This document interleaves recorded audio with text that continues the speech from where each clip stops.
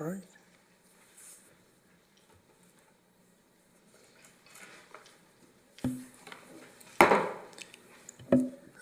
Hi, good evening, everyone. Just want to call the meeting to order for the Oxnard Finance and Governance Committee for March 11th, 2025. Madam Clerk, may we have the roll call and posting of the agenda followed by the Pledge of Allegiance? Chair MacArthur, Here. Committee Member Rodriguez, Aye, I'm here, present. Committee Member Starr. Also here. The agenda for this meeting was posted in the kiosk at City Hall, the Oxnard Public Library, the city administrative offices, and also on the city's website on Tuesday, March 4th. Thank you. Thank you. Gabriel, do you want to lead us on the Pledge of Allegiance? Yes. Put your right hand over your heart. Ready, begin. I pledge allegiance to the flag of the United States of America and to the republic for which it stands, one nation, under God, indivisible, with liberty and justice for all. Thank you.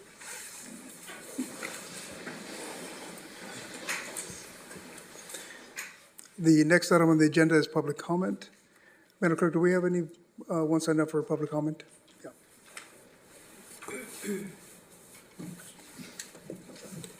Thank you, sir.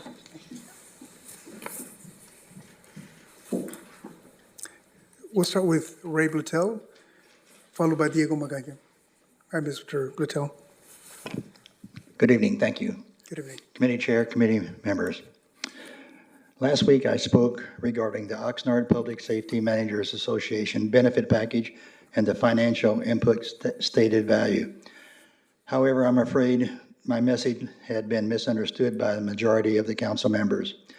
Recall that two methodologies were discussed, labor and budget. As a matter of fact, budget methodology values were never listed in the agenda packet before until I had multiple meetings with Mr. Kevin Riper. Even then, the inclusion was probably just to shut me up. Like I said last week, the actual financial impact over the 3-year term is not $869,121, but actually the total package impact is over $1.7 million. I challenge you to set aside $870,000 and then witness how you will run out of money before the 3rd year. All I had asked for last week was the financial impact statement to reflect the true actual cost. Also recall that I mentioned using a simple example for the city leaders to show how this works. I invite any of you to contact me and I'll be more than happy to explain the principle. The city clerk and the city manager have my contact information. Thank you. Have a good evening. Thank you, Mr. Blutel. Mr. Magaña?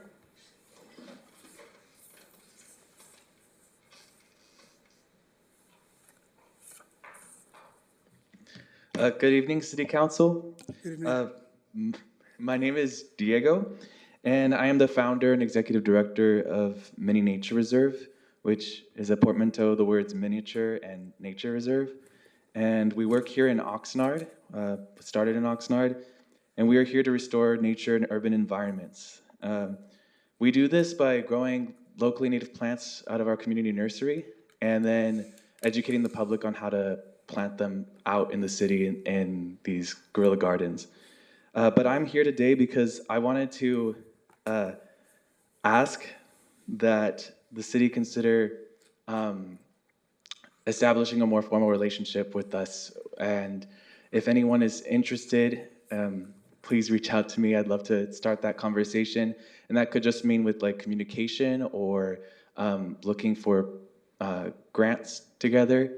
I acknowledge the work that the city has done, and I look forward to hearing from one of you tonight. Thank you. Wonderful. Thank you, Mr. Magaña. Oh, I also brought some brochures if any of you are interested. I'll just Yeah, give them. absolutely. If you want to leave them there with the clerk, thank you. You'll be leaving your contact information as well? Yeah. And Mayor, that concludes our public speakers on items not on the agenda, both in person and virtually. Thank you. Thank you. The next item on the agenda is the consent agenda. The only item is the approval of the minutes of the February 25th, 2025 Finance and Governance Committee meeting. Do any members have any questions or comments? I have no questions. I'd like to move to approve the minutes. Yeah, I can second that. Committee Member Rodriguez, Aye. Chair MacArthur, Yes, Committee Member Starr. Yes. The motion carries 3-0. Thank you. thank you. The next item on the agenda is item D1. This is from the Finance Department, fiscal year 2023-24 Annual Comprehensive Financial Report and Summary Presentation. The recommendation is that the Finance and Governance Committee receive and recommend that staff proceed to the full City Council with the fiscal year 23-24 Annual Comprehensive Financial Report and summary presentation from the city's external financial auditors. Do any committee members have any questions for staff or? No? Do you want to, Javier, do you want to just give us an overview of? Yeah, go ahead. Actually, in this case, because I understand this is not a staff report, this is a consultant report that we don't have we haven't seen an advance presentation, so maybe we can have that presentation first and then maybe open it to questions. If I may introduce the item to Absolutely, the go ahead. committee, because also Javier Chagoyen Lázaro, Chief Financial Officer with the City of Oxnard, and we have some members of the staff as well as the auditors, Brandon Farrell and Panita Compage, also here with us. But before we start, I also want to inform the committee that the recommendation that has been published in the agenda for this item going to the council has been modified. And the reason for that modification is to address certain assumptions that the city has not been compliant with the California Government Code. The recommendation that has been published in the City Council agenda reads as follows: that the City Council ratify and approve the fiscal year 23-24 Annual Comprehensive Financial Report, ACFR, and fiscal year 23-24 warrants registered in the form of the ACFR. This modification makes an explicit reference to the California Government Code section 3720, subsection C, that reads that notwithstanding A and B, budgeted payrolls and demands paid by warrants or checks may be presented to the legislative body for ratification and approval in the form of an audited comprehensive annual financial report. After that clarification, I want to highlight also that the audited financial report that is part of the agenda is the reflection of what the city has been doing, and it's a document that is produced with the collaboration of all the city departments. And I want to take a moment to thank all the departments for the support collecting and reporting all the relevant information that serve as the basis for this report during the fiscal year. And I want to especially thank to the finance staff for the efforts that bring this item here today. Also very quickly, regarding the actual ACFR, for those that are not familiar with this type of documents, the fastest way to get a glimpse of the financial condition of the agency is reading the transmittal letter and the management discussion and analysis. And if you're still ready for more, then you can just go to the notes for the financial statements. Just want to highlight that the audit financial report reflects that fiscal year 23-24, the city improved the net position by $85.3 million for a total of $2.5 billion. Government activities improved by $62.3 million, and business activities improved by almost $23 million. That shows that the city is in a continuous path to building financial strength and resiliency. Mayor, I'm sorry to interrupt, but you're giving us a lot of information. Some of it is changed recommendation I haven't seen in writing. And while we have in our rules, we certainly allow for a consultant to give a presentation without having it to be pre-recorded. That's not something that we offer to staff to do. So I'm just struggling with this a little bit. I was just introducing the information that is in the report and the presentation that you're going to be hearing from for external auditors. Okay. And I'm just concluding my presentation, and I was just going to introduce the auditors with just basically highlighting that the financial information that is in this package basically is consisting also with the credit rating upgrade that the city received in December from Standard & Poor's. And with that, if Diego, you can bring the presentation, then Brandon from ADM Payne will be going to take the presentation. So, Mr. Mayor, I don't know if there's any way we can get something in the recommendation in writing, because there's reference to statutes. I haven't looked at that. I haven't seen what statute, what it says, and I'm just having it read to me, and I just can't make a decision based on something just rattled off to me at the very last moment. So I don't know if that's something that can be provided later today. So we would ask that the committee just authorize moving forward with the ACFR to be presented to the council, and the council recommendation will be what the council recommendation is. That's fine. Yeah, that's fine. Go ahead. Go ahead with the presentation.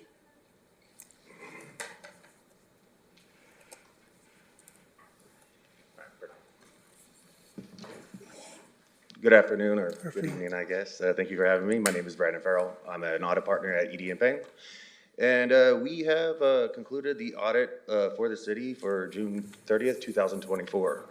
Let's see. A couple things we're going to talk about this evening is our independent auditor's opinion, some significant audit matters we are required to discuss, again, with governance, what we call the governance letter. And it's kind of a high-level overview of kind of what happened during the audit, so we'll discuss those. So an letter has been issued to governance, but we're just highlighting it here in the presentation. We'll go over some accurate highlights and some highlights of the financial results. Ultimately, we are required to perform a risk-based audit. No one wants this or is going to pay us to audit every transaction, right? So what that means is we get an understanding of the entity.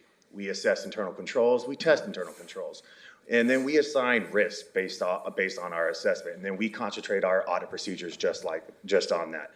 Again, we are not required to audit internal controls, but we do assess them. And if we find any deviations in internal controls, we issue an internal control letter stating such. As far as fraud, we're not required to audit for fraud. However, if anything comes to our attention that we deem fraudulent or could be fraudulent, we bring that to the attention of management and also the city council. This year, as in prior years, we have a clean audit opinion, which you can see on page 1 through 4 of the ACFR. So again, hats off to management and their staff for running a clean ship. Always makes our job easier when we can issue that clean opinion. Any questions on the opinion in general? All right. Next page here, we'll go over some significant areas here. So every year, GASB seems to come out with new accounting pronouncements. I like to think it is job security for myself. This year was an easy one. GASB 100 has to do with accounting changes and errors. And that's really, it's not a big change in the sense of numbers. It is more of them giving a defined, what do I want to say, a prescribed form of how to present prior period adjustments for a change in accounting principles and corrections of errors. So it used to kind of be like Wild Wild West, and people, they'd have different forms of how they disclose it. This kind of just gives it a clear prescribed form on how to do that. So again, nothing really affecting the numbers, just it's more prescribed form on some disclosures. Any questions on that? So that's a change in policy, but we haven't had to actually use that for this year, have we? No, there is a prior period adjustment. So if you look at the note disclosure, it dictated how we disclose that, like the tubular format in that presentation. And can you state what the nature of it was and what the amount was roughly? Yes, it's in the next slide, okay, if you don't mind. Okay. So that was the accounting pronouncement that we implemented. The also thing in our communication to governments, we draw attention to any significant accounting estimates that management has. For the city, we have allowance for doubtful accounts, the significant accounting estimate related to pension and OPEB, because again, those are based off of actuarial values, which are really estimates. The estimates surrounding self-insurance claims payable, and then also contingencies. Any questions as it relates to those estimates? All right. No, not so far.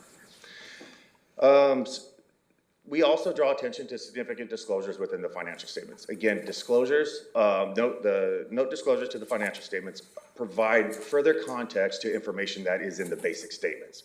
So again, and there's some of them that we deem more important, others of course, and that are more lengthy and have a lot more information, so we draw attention to those here. So to list off here, we have cash and investments, long-term debt. Oh, no, I'm sorry. Thank you. Cash and investments, long-term debt, the deficient fund balances. Of course, and we'll get to this, the more detailed, the prior period adjustments. Pension and OPEB is quite a lengthy disclosure, has a lot of information in there. Commitments and contingencies, which kind of detail future construction, future obligations of projects that are out there. And then risk and uncertainties, mostly surrounded by around any kind of litigation that we disclose as required by GAAP. Any questions on any of these items? No. All right. All right, I remember to do this time. All right, here we go. We also draw attention to, again, any audit adjustments that were made during the audit, and then also any what we call past audit adjustments as well. So as far as audit adjustments that were corrected by management would be notes receivable, which decreased the asset and related liabilities of $1.3 million. And this is really surrounded a timing issue. The monies were sitting in payables and were not dispersed yet, and the note disclosure or the note receivable was recorded. So we just took off that note receivable at year end because the money had not been dispersed yet. And again, that was brought to our attention when we're doing the audit by management, and they made the correction with our advice. Any questions on that? No. All right. The next one is a prior period adjustment related for construction in progress, not posted in for year end 2023. That resulted in a decrease in governmental activities net position of $6.3 million and the net position of the business type activities of 10.3. This prior period adjustment surrounds assets that were supposed to be transferred from the successor agency to the city and had not been done yet. So went back and adjusted the prior net position in relation to that.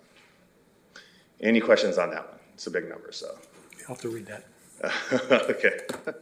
The next one we have is the past adjustment. This is an adjustment that we deemed that would not misstate the financial statement. Is very immaterial, and at the end of the day, we just said management can make it in the next year. And this just surrounds a transfer of land that had the city recognizing a $400,000 gain on that transfer. Any questions on that one? So again, very immaterial as it relates to the overall financial statement. So we said, just go ahead. We can make it in the next year. All right. Okay. Some further significant audit matters, significant risks. Again, we talked about the auditors assigning risks to certain areas. We are now required to disclose those in our communication with governance. And the two that we listed as significant risk would be improper revenue recognition due to fraud. Let me explain this one. Per auditing standards, improper revenue recognition due to fraud is always a significant fraud risk unless you could justify otherwise. Very few instances do we justify otherwise. So again, this risk is nothing on the outlook of management, what they're doing wrong or anything like that. This is legitimately required by auditing standards unless you're able to justify why it's not. Any questions on that? Have you seen this sort of thing happen with other cities? I'm sorry? Have you seen that happen with other cities? Not me personally, but we have come across it, yes. And the next one is surrounded the contingencies from litigation. Again, we could all say, all understand the risk that's surrounding that and making sure that our contingent liabilities are presented properly with the circumstances of each case. Any questions in regards to that risk? No. All right. Other than that, we had no significant difficulties during the audit. I think between myself and the team, everything went smoothly. Again, management very open, transparent, really wanted to, always in the realm of want to do the right thing and get the work done. So again, I want to thank, Javier, Beth, Cesar, and all their staff for making our jobs a lot easier. No disagreements with management. Again, very easy to work with. Very forthcoming on the prior period adjustments and real good teamwork between my team and theirs and on trying to get everything right. We also will be issuing an internal control report. That report will be issued with a single audit, which we'll be meeting on here in the future. My staff are currently working on wrapping that up, so we will be getting a draft of that to management here in the near future. Any questions? All right. So a couple of financial highlights here. So this is just a diagram dictating or displaying the net position on a year-over-year, what makes up the statement of net position. If you see here in the blue, it represents our assets and deferred outflows of $3.4 billion. That's 50% of your statement of net position. Liabilities and deferred inflows, about $948 million. And then our total net position there, just under $2.5 billion. So again, nice net position there over the liabilities. Again, you can see that it's fairly comparable year over year with 2023. Any questions? All right. Next slide. Just a chart here detailing the revenues on a year-over-year basis. Charges for services, $218 million compared to $194 in the prior year. Operations, grants, and contributions, $99 million compared to $75 in the prior year. Then we have capital grants, 4.6 to 2.6. Taxes, we're at 242 compared to 226. And then finally, just the conglomerate of other income of the 24.5 compared to 4.5. Overall increase about $87 million from the prior year. Any questions from the committee? All right, you guys are easy so far. The next slide here, we're going over the statement of net position, or the statement of activities, the expenses. Overall, again, there's several line items here. Overall, we're seeing increases, expenses increase. In total, increase about $51 million in total from the prior year. And again, I think generally over each category outside of a few, most of it increased slightly compared to the prior year. Any questions on this slide? Roughly what percentage would that be? I'm not sure. I have to calculate that out.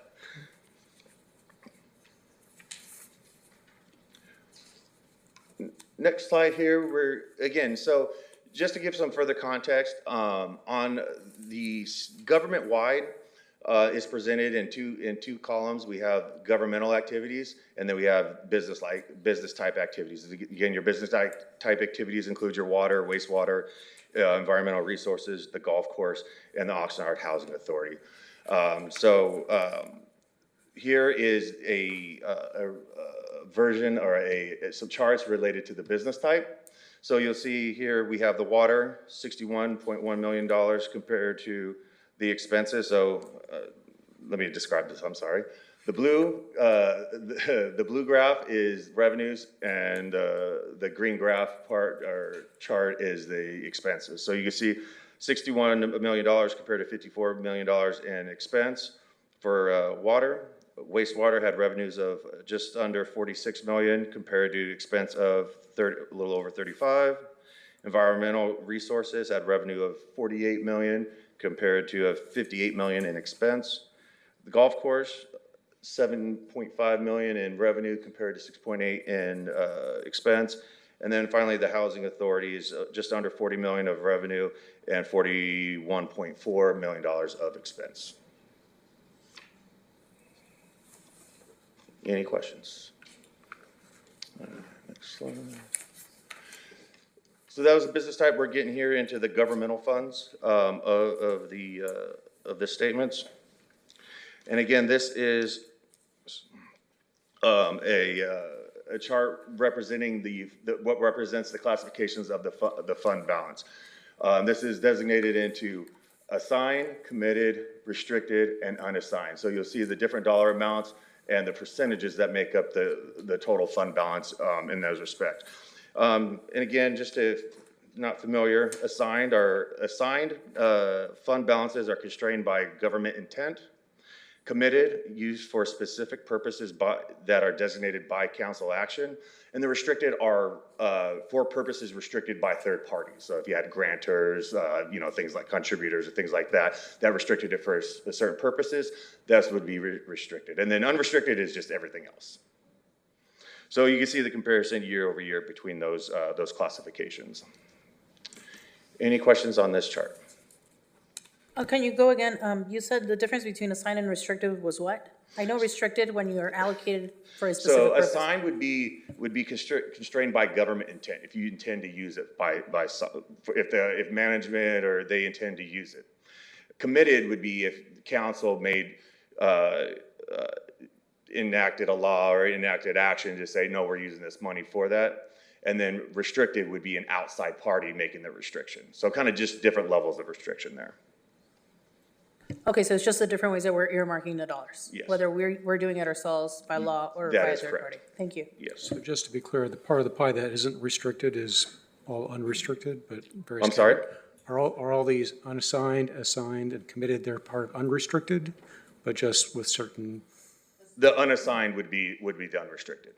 It would include some non-spendable, but again, still unrestricted. Next slide.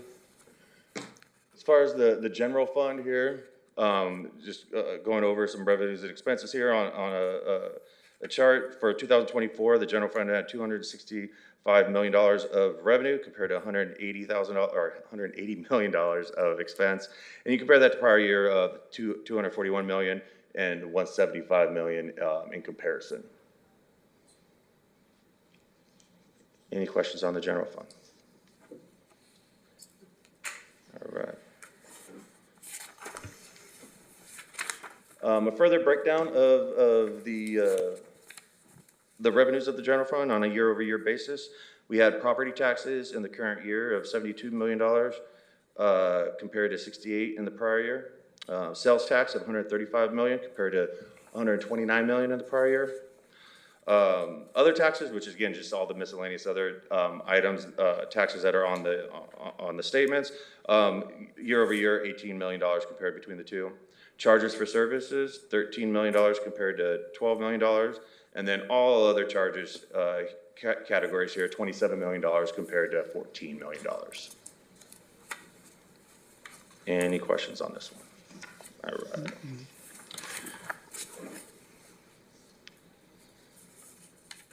As far as general fund expenditures, again, in the different categories, the general government had $24 million of expense this year compared to 22 in the prior.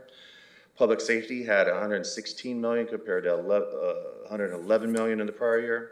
Public works came in at $30 million compared to 26 in 2023. Community development, $13 million compared to $12 million in the prior year. Cultural, leisure, and libraries, $15 million compared to 13 in the prior year. Housing, 3 this year compared to 4. And then your capital outlays and debt service, you had $2 million this year compared to $3 million the prior year. Any questions on the expenditures? All right. Part of the ACFR includes the budget to actual for the general fund. And here we can see by category, budget being the blue, actual being the purple. Sorry about that. And then there, the left side of the left chart is revenues, and the expenditures would be on the right. Overall, it had a favorable budget to actual of about $70 million.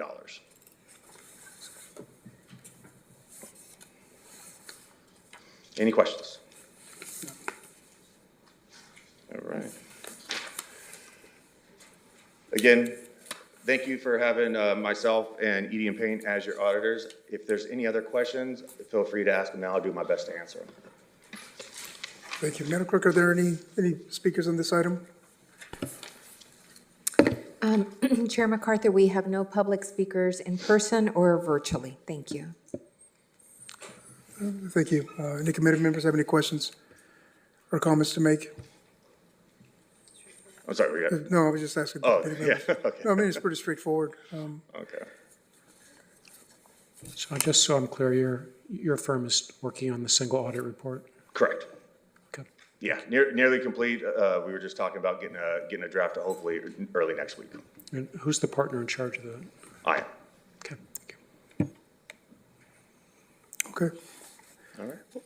All right, again, thank you guys. If you think of anything, any questions at all, my number's in the presentation. Feel free, you or any other council member, to reach out to me at any time. I'll do my best to answer your questions. You guys have a great evening.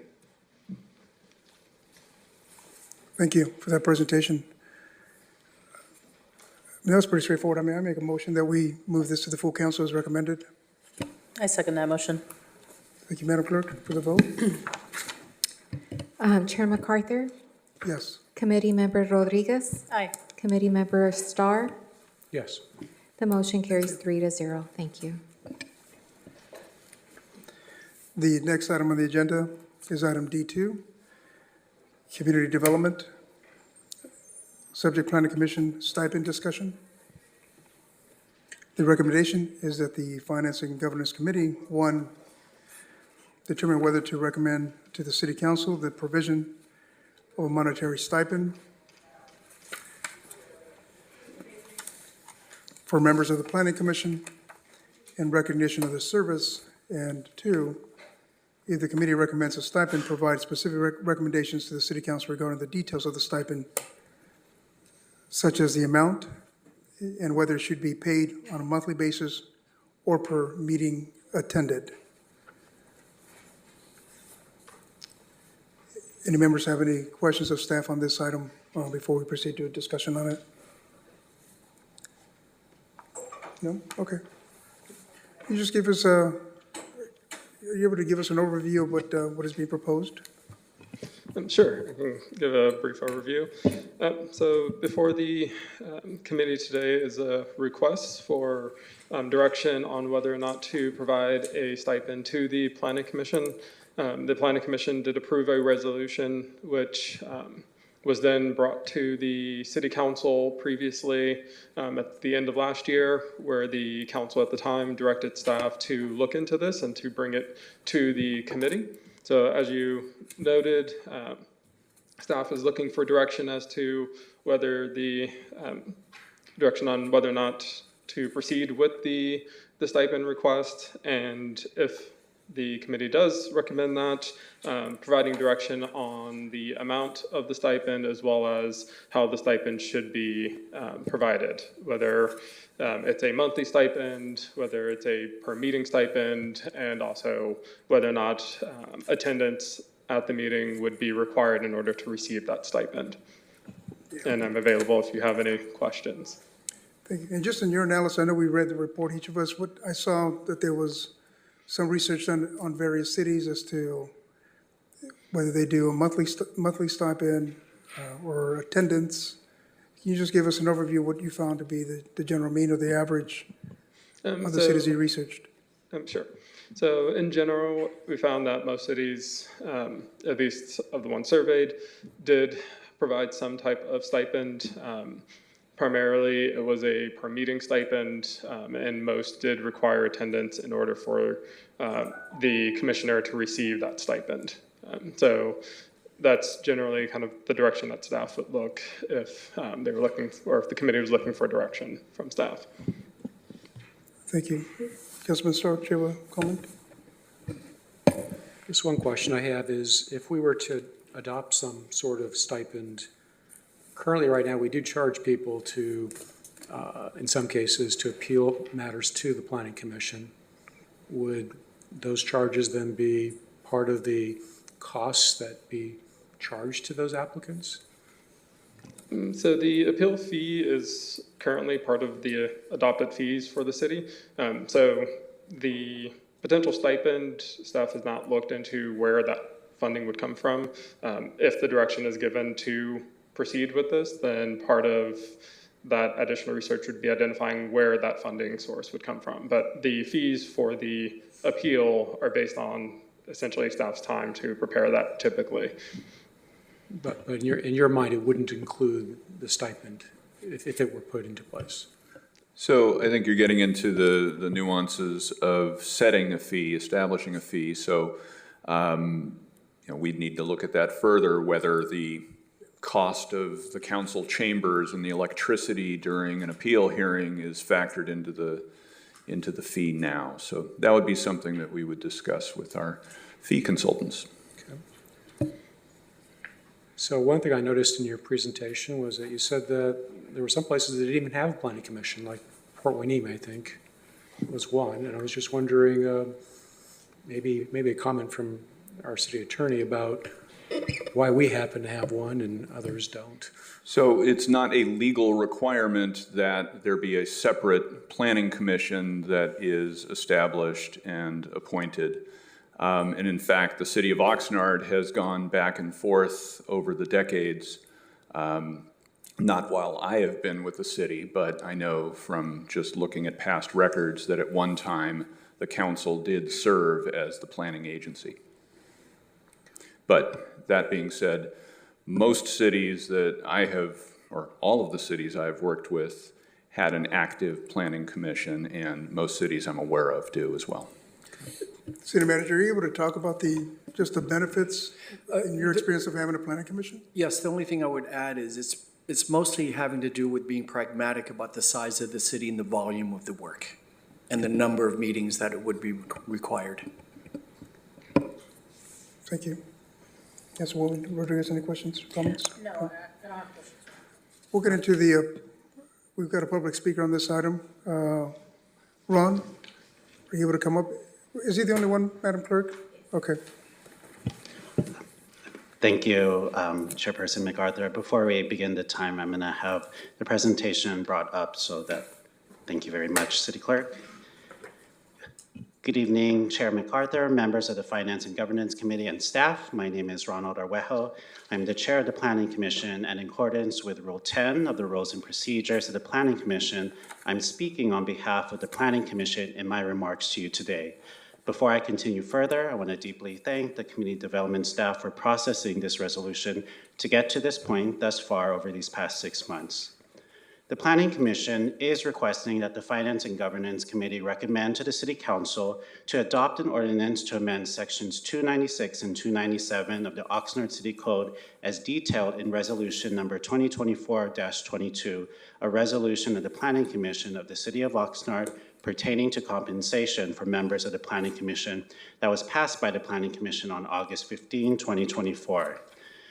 Planning commissioners do not receive compensation for their time in attending meetings and is one of only 2 planning commissions that do not receive compensations in Ventura County.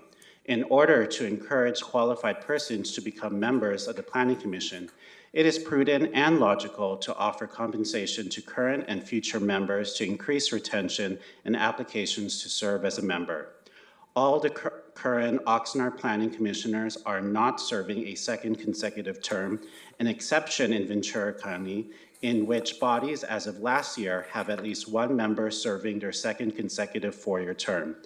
It is possible and reasonable that if compensation were offered, there would be more members still serving on the Planning Commission for a second term, thereby contributing with their institutional and historical knowledge and deliberations.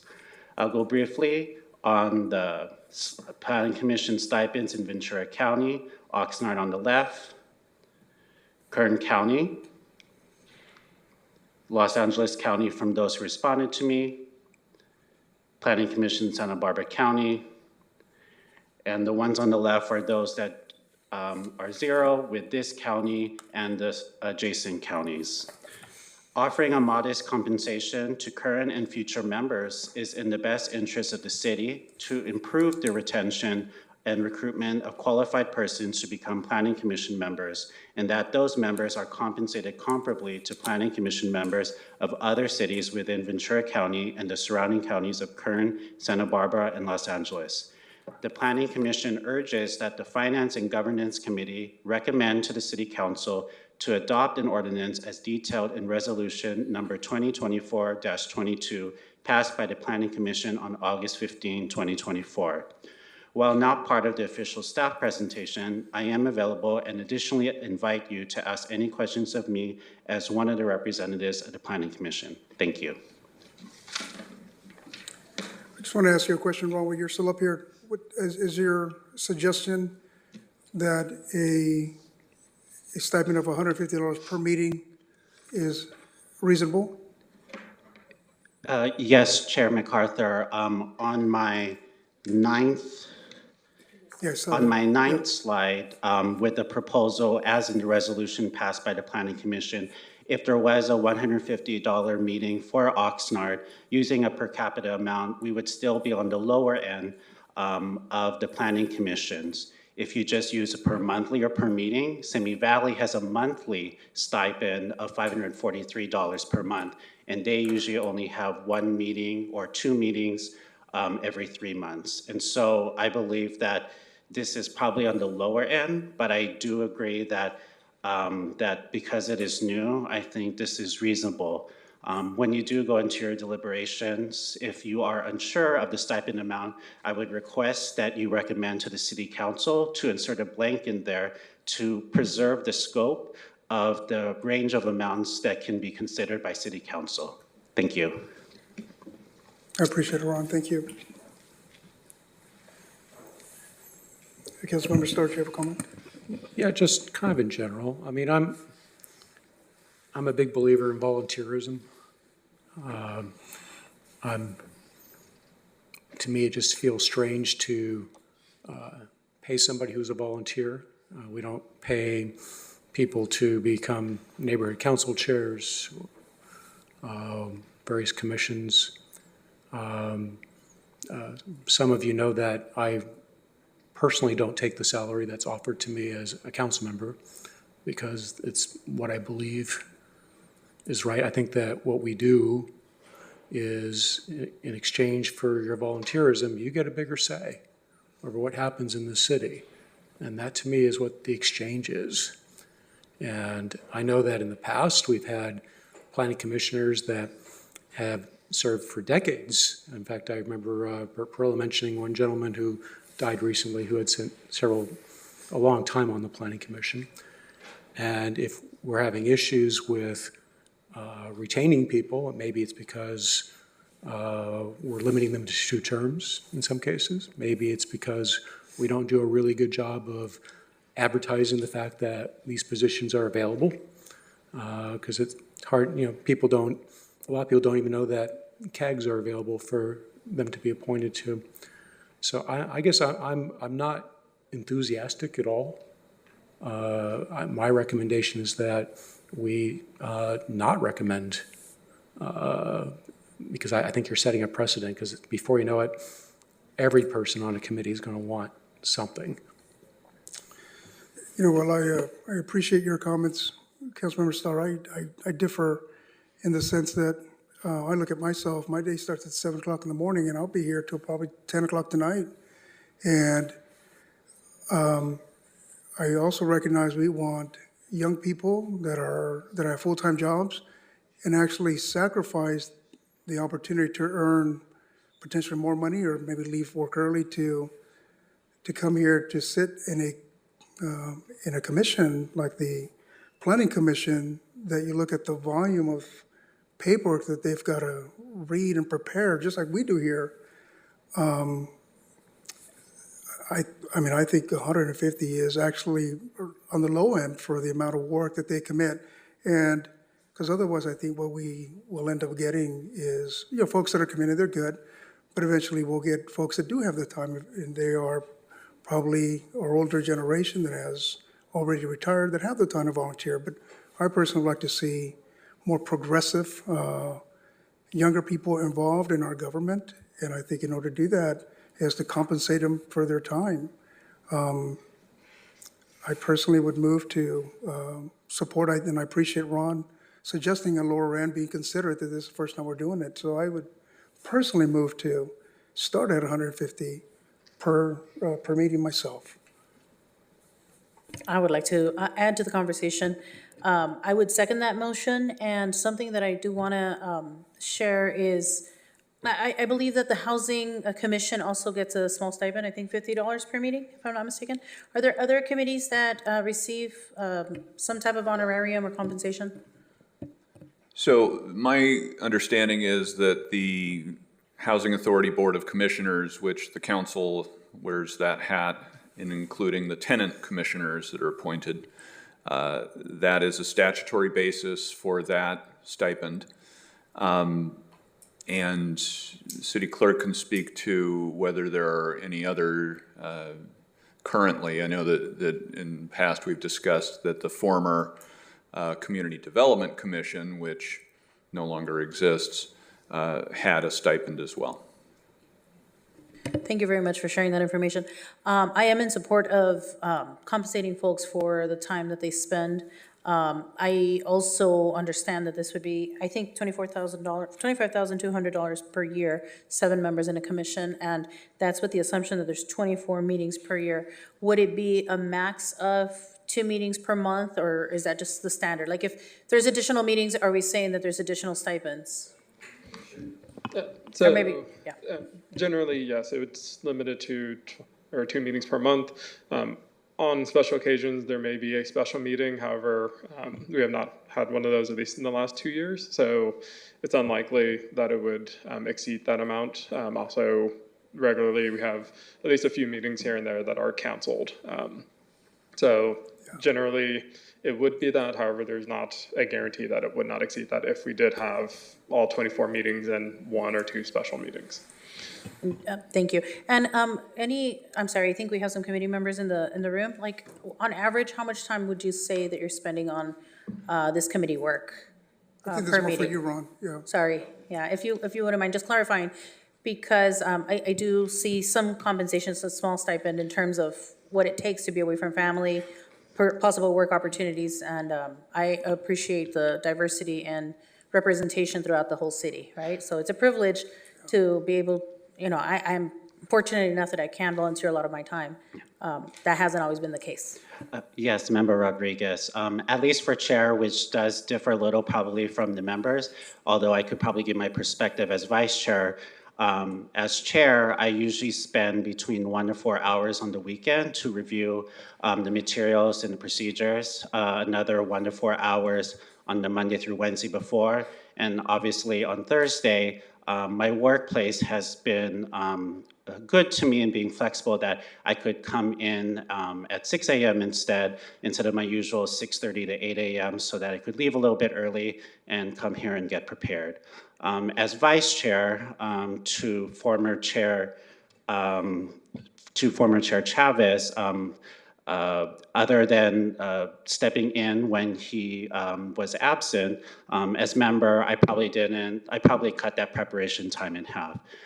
So as member, I review the materials, but as chair, I have to doubly review, and then in regards just making sure I get all the preparatory questions. Obviously, Mr. Pearson and former the director before him, Mr. Kolwitz, could definitely attest to all the questions that I asked before the commission. So there's a lot going before questions and reading. And so based on previous planning commissioners who are no longer there, I know that it was a significant concern. And for me in particular, personally, last year, my circumstances did change, but 1 year ago, I was planning not to do it again because of the time commitment. So we're not only representing the council member and the city council appointed us, we're making us wanting to have the city of Oxnard look good. And so we're trying to do our best, and especially when it goes to appeal,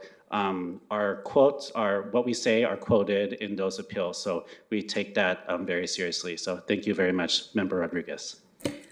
One other thing, you were talking about the need for representation, diversifying, and retaining talent. How about if somebody's not doing their job? How quickly do we remove folks from that seat? I know it would be council approved, but has that been the case? Or we can't afford to lose people? I'm sorry, what was the question again? You were talking about recruiting folks and retaining talent. How quick, if somebody's getting a stipend and they're not doing their job, you're talking about going above and beyond, right? I heard 10 hours a week for 4 weeks, that's 40 hours for $300, that's $750 an hour potentially, if you're doing your job.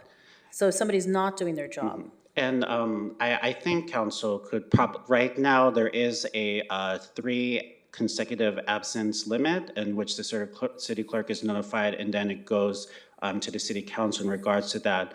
Obviously, you can set limits in regards to the stipend amounts.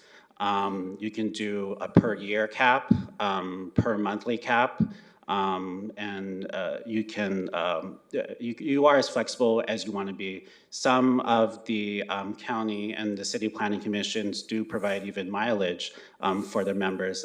At this time, I'm not specifically requesting that, although future planning commission members would appreciate that if that did happen. So thank you very much. Well, I saw in the recommended action, not only the stipend, but also any fees or anything that is, any additional fees that the member would inquire. So I think that's pretty broad, but I would definitely let the council decide anything like that. There's this motion in a second, but I don't know if you want to add to the conversation. I think we have another public speaker as well that we'd like to hear from. Vince, come on up. Or Dr. Stewart. Yes. Good evening. I guess it's committee members, committee chair and committee members. This is my second time around being on the Oxnard Planning Commission. First time it was 2010 to I think 2018. And it is a lot of work, compared to some of the other CAGs. I mean, there are times when we have that much, and the meetings are usually every couple of weeks to go through. So it takes weekends, evenings to do it. So it's a lot more work than the other CAGs. Not that the other CAGs are not important. And so, that in consideration, we talk about paying people. Yes, and I can say that this time around, my second time around, my first time around, most people, once they see the volume of work that is involved, and you can tell those that haven't done their reading and done their due diligence very quickly, and those people usually leave on their own. So we haven't really had any problems with that. In addition to sitting on, I originally applied for the Ventura County Planning Commission. It didn't happen, but at the time, Supervisor Zaragoza said, I have something else for you. And so I do currently sit on the Civil Service Commission, past chair of that commission, and we do get paid. And we get paid every time we have a meeting. Now, most of the time it's one meeting a month, but sometimes we're required to have either a long meeting. So if the meeting goes more than a half a day, we get paid $200 instead of $100 per month. And just to share, and I think that most of the other commissions at the county level are also paid commissions. So I just leave that out there, something to think about. Thank you. Thank you. Mayor, Chair MacArthur, that concludes all of our speakers in person and virtually for this item. Appreciate it. Yes, Councilmember Stewart. Yeah, I have a question regarding the reimbursement of expenses. I haven't submitted for any, but I seem to recall though from the form that we would only be reimbursed for expenses outside the county line. And I was just wondering if my recollection was correct. Chair MacArthur and Member Starr, that's for the elected officials, and that's because you, as part of your compensation, you get auto allowance, so it would be for anything outside of the county. Got it. All right, thank you. Thank you, Madam Clerk. We do have a motion on the table here with a second. Do you have any? Yeah, I guess I'll debate it. I'm not saying that I'll convince you. Absolutely, yeah. But Because I do hear you. yeah, and by the way, I'm not offended. I'm not offended if I lose this vote because I think there's good arguments on both sides here. But I recognize that there's lots of volunteer positions out there in this world where people participate in their church, they participate in Little League, they, PTAs, and that spirit of volunteerism, I think, is really important. And it would be, it'd be disappointing if we had fewer volunteers in this world and everyone expected to be paid. I don't think we should pay people here. I get it that I'm not winning that argument with you, and that's okay. But I do firmly believe that we need more volunteerism in this world, and I guess that's my comment. And I appreciate that. And I share that sentiment with you. And I think if you poll enough of us, you'll find that a lot of us commit a lot of our time for various causes. But I think, me personally, I think this is one of those times where we ask a lot with tremendous impact to our community when it comes to what we ask of our planning commission or commissioners. And I personally value the diversity of representation. And I get how much even potential income they give up, overtime opportunities, or simply other options that they have because they're committed to giving of their time to provide the best service they can, all the reading involved, and so forth and so on. And I think to 150 to start with, I think it's a very reasonable accommodation for them. So I do believe they should be supported in that. To start, I would even entertain down the road a higher stipend, but to start, I think that's very reasonable. I think that's a very, just a very reasonable ask. And so I commend you for even starting at that, giving us that opportunity. So that's my own feeling. I don't know if you have any other comments, Councilwoman Rodriguez. No, nothing new to discuss. So Chair MacArthur, just to kind of circle back to some of the questions. So it sounds like the 150 would be the recommended amount. One of the other questions was whether or not it should be a per meeting or a monthly rate. Yeah, it's 150. The motion I made was 150 per meeting. Per meeting. And would attendance be required for that? Yes. Yeah. Oh, yeah, yeah. If they don't show up, then yeah, the stipend's not there. Yeah, they have to show up to get the stipend. And there should be a quiz, make sure we did the reading. I'll make a note of that. All right, thank you. Thank you, sir. And that's what you're looking for, right? An amount, you're not looking for a range, just an amount? Yes, so if the committee is okay with that amount, then we can move forward with that amount. Okay. Then that's my motion. We got a second. Any other comments, Councilmember Starr? Mr. Chairperson, would you be interested in a cap or just as is? Because I know you're considering it a minimum, and I'm happy to let the council decide that. Yeah. We can do, Maybe it's not relevant right now. It gives people time to think. right, yeah. But we do 100, but the motion remains 150 Yeah, okay. per meeting. They have to be present at the meeting to receive the $150 stipend.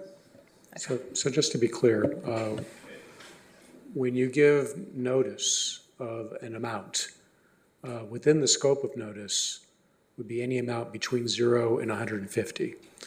So that's based on your motion.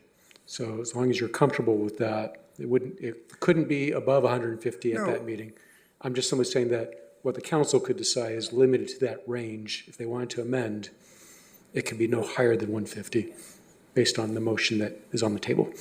Well, my motion is to start, not to start at 150 and only go up from there. 300, no more than 200. Okay, I guess what I'm asking is this, it sounds like we can always amend this down the road if you wanted to, but it sounds like what I'm hearing you say is, let's recommend to the council that they adopt $150 per meeting attended, period.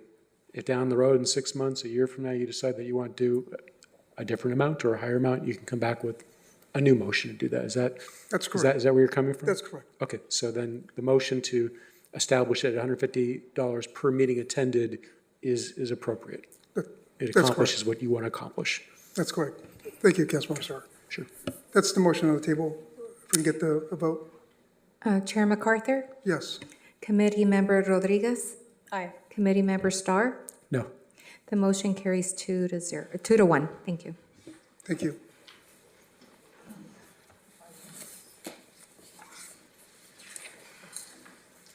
The next item on the agenda is item D3 from the City Attorney's Office.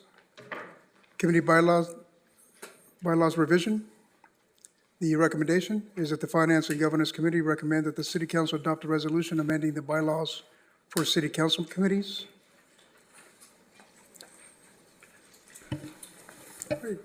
So Mayor, I have a red line to distribute. Thank you. Yes, figured it would be helpful here. And also wanted to point out that in the draft of the proposed resolution, the bylaws exhibit, there is a couple misnumberings or letterings on Article 2. It's out of sequence. It goes A, B, C. F and G should be adjusted alphabetically. You can have a good walk. I need to get up. Before it gets to council. Thank you. I had no idea. Well, if we had to reconstruct, because we didn't have the original file. Oh, sorry, but thank you. Thank you for this. It was necessary. You got yours? So I actually would like to amend this proposal. I do. So I like the work that's been done here. I appreciate it. I think that the changes to exclude the CIP and the items that are for routine and recurring maintenance is appropriate. But there's one other thing that I would like to see an exception, which is any report that's just simply a receive and file. Because we're not really adding any value if literally we have no action to take. We're just receiving it and filing it.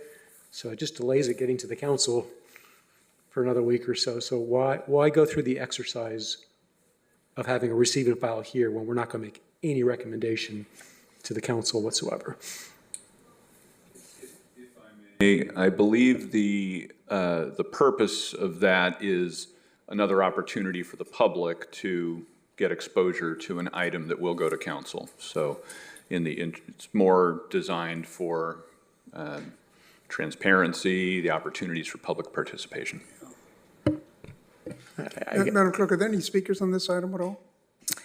Chair MacArthur, we have no public speakers in person or virtually for this item. Thank you. Thank you. So, Councilmember Starr, you were recommending that if it was receive and file not, Correct, that would be one of the exceptions under, I guess, what's going to be letter D, 3, maybe add a letter I. So exceptions committee review are, I'd say, items that are only to be received and filed by council.